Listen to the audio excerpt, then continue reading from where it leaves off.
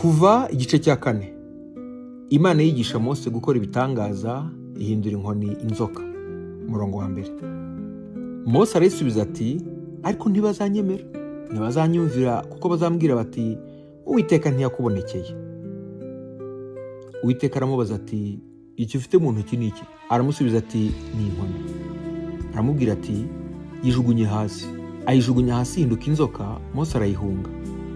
Uwiteka aramubwira ati, rambura ukuboko uyifate umurizo. Arambura ukuboko arayifata, irongera iba inkoni mu ntoki ze.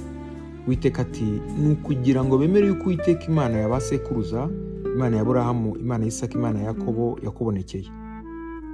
Kandi Uwiteka aramubwira ati, ishyira ikiganza mu gituza. Yishyira ikiganza mu gituza, agikuyemo kiza cyuzuyeho ibibembe, cyera nka shelegi. Aramubwira ati, cyisubize mu gituza. Akisubiza mu gituza, agikuyemo kiza gihwanye n'undi mubiri wose. Uwiteka ati, kandi nibatakwemera ngo bemezwe n'ikimenyetso cya mbere, bazemera icya kabiri.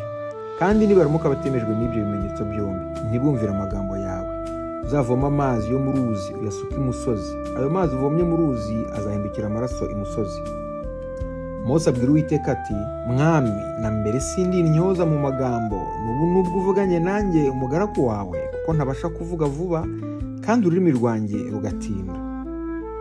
Uwiteka aramubwira ati, ninde waremye akanwa k'umuntu? Cyangwa ninde utera uburagi? Cyangwa ubupfamatwi? Cyangwa uhumura? Cyangwa uhumisha? Si jye Uwiteka ubikora? Nuko none genda, nanjye nzajya mbana n'akanwa kawe nkwigisha ibyo uvuga.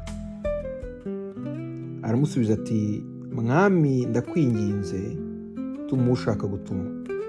Mose yikongereza uburakari bw'Uwiteka, aramubwira ati, Aroni mwene se umulewi ntahari?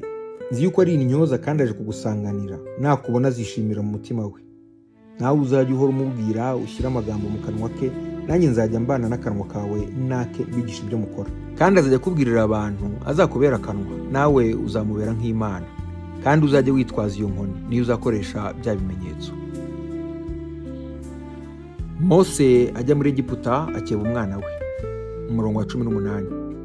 Mose aragenda asubira kwa Yetiro sebukwe, aramubwira ati, ndakwinginze reka nsubire muri bene wacu bari muri Egiputa, menye yuko bakiriho. Yetiro asubiza Mose ati, genda amahoro.